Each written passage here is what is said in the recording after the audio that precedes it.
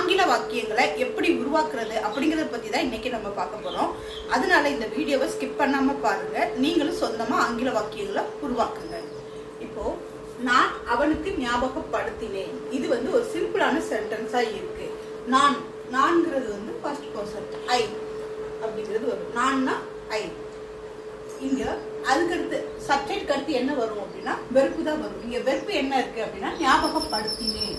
தமிழை பொறுத்த வரையிலும் வெறுப்பு எப்படி இருக்கும்னா லாஸ்டா இருக்கும். பெயர்ச்சொல்லுக்கு அடுத்து வராது, பெயர்ச்சொல்ல இருந்து கடைசியா வரும். அதாவது ஞாபகப்படுத்தினேன், எழுதினான், வந்தான், ஓடினான், இந்த மாதிரி வினைச்சொல் எல்லாமே எப்படி இருக்கும்னா லாஸ்டா இருக்கும். ஆனா இங்கிலீஷை பொறுத்த வரையிலும் சப்ஜெக்டுக்கு அடுத்து தான் வெறுப்பு வரும். இங்க ஞாபகப்படுத்தினேன் அப்படிங்கிறது என்ன அப்படின்னா ரிமைண்டட்.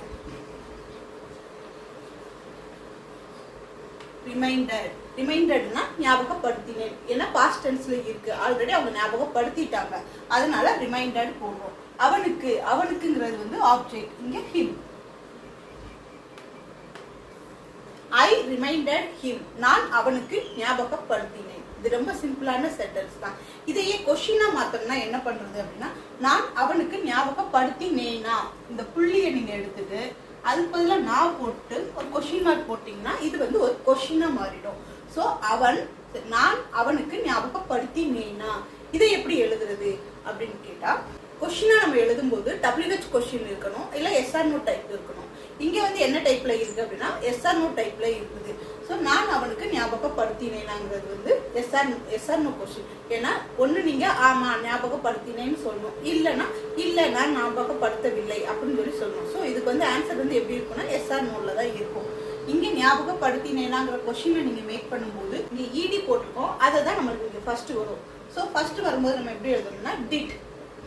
கொஸ்டினா எழுதும்போது டிட் தான் ஃபர்ஸ்ட் வரும். Did I.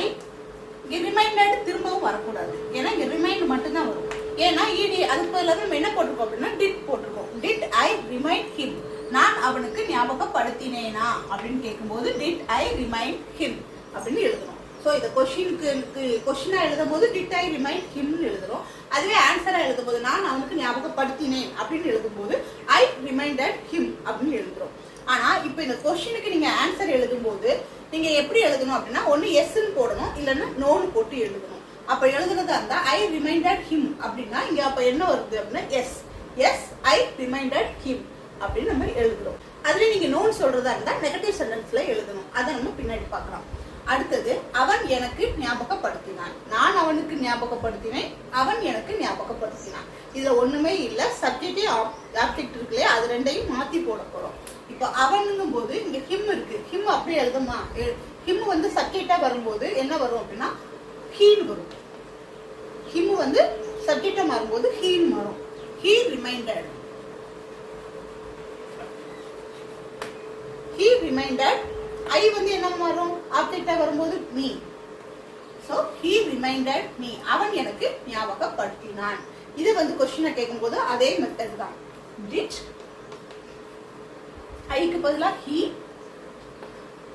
Remind me. Okay, நீங்க அப்ப கொஸ்டினா வரும்போது என்ன செய்றீங்கன்னா அந்த EDக்கு பதிலா என்ன செய்றீங்க டிட் போட்டுட்டு EDயை கேன்சல் பண்ணிடுறீங்க. நான் அவனுக்கு ஞாபகப்படுத்தவில்லை. இது என்ன அப்படின்னா நெகட்டிவ் சென்டென்ஸ். நான் அவனுக்கு ஞாபகப்படுத்தல அப்படின்னு சொல்றது. அப்போ நம்ம இங்க என்ன எழுதணும் ஐ didn't.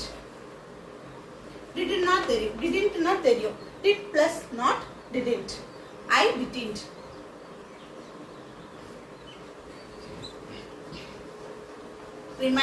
ரிமைண்டட் வரக்கூடாது, ஏன்னா அந்த EDக்கு பதிலாக நம்ம என்ன வந்துருச்சு அப்படின்னா டிட் வந்துருச்சு. didn't.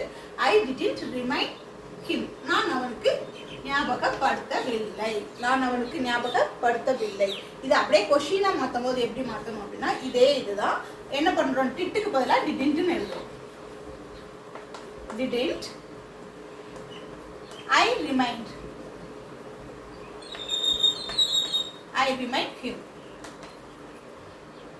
இங்க யா சேர்க்கணும். கொஸ்டினா மாறும்போது இங்க என்ன வரும்னா ஞாபகப்படுத்தவில்லையா. சரி, அவன் எனக்கு ஞாபகப்படுத்தினான். இதே நம்ம கொஸ்டினா போல அவன் எனக்கு ஞாபகப்படுத்தினானா அப்படின்ற கொஸ்டினா வரும். சரிங்களா? இப்போ நெகட்டிவ் ஒரு பாசிட்டிவ் சென்டென்ஸை எப்படி கொஸ்டினா மாத்துறது, அதையே நெகட்டிவ் சென்டென்ஸை எப்படி கொஸ்டினா மாத்துறது அப்படிங்கிறத நம்ம ரெண்டையும் கம்பேர் பண்ணி பார்க்கும்போது கொஞ்சம் ஈஸியா இருக்கும் நம்மளுக்கு புரிஞ்சுக்கிறதுக்கு. அடுத்தது பாருங்க, அவன் எனக்கு ஞாபகப்படுத்தவில்லை. அவன் எனக்கு ஞாபகப்படுத்தவில்லை, இது நெகட்டிவ் சென்டென்ஸா தான் இருக்கு.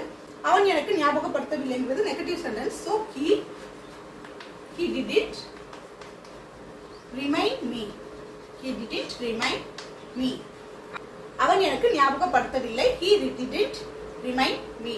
இதை நம்ம கொஸ்டினா எப்படி மாத்துறது அப்படிங்கிறத என்னுடைய கமெண்ட் பாக்ஸ்ல சொல்லுங்க. இந்த வீடியோ உங்களுக்கு பிடிச்சிருக்குன்னு நம்புறேன். இந்த வீடியோ உங்களுக்கு பிடிச்சிருந்தா லைக் பண்ணுங்க. என்னுடைய வீடியோ நீங்க இப்பதான் ஃபர்ஸ்ட் டைம் பாக்குறீங்கன்னா சப்ஸ்கிரைப் பண்ணிக்கோங்க. பக்கத்துல இருக்க பெல் ஐகானை கிளிக் பண்ணிக்கோங்க. உங்க ஃப்ரெண்ட்ஸுக்கும் இதை ஷேர் பண்ணுங்க. Thank you for watching and thank you to click my videos.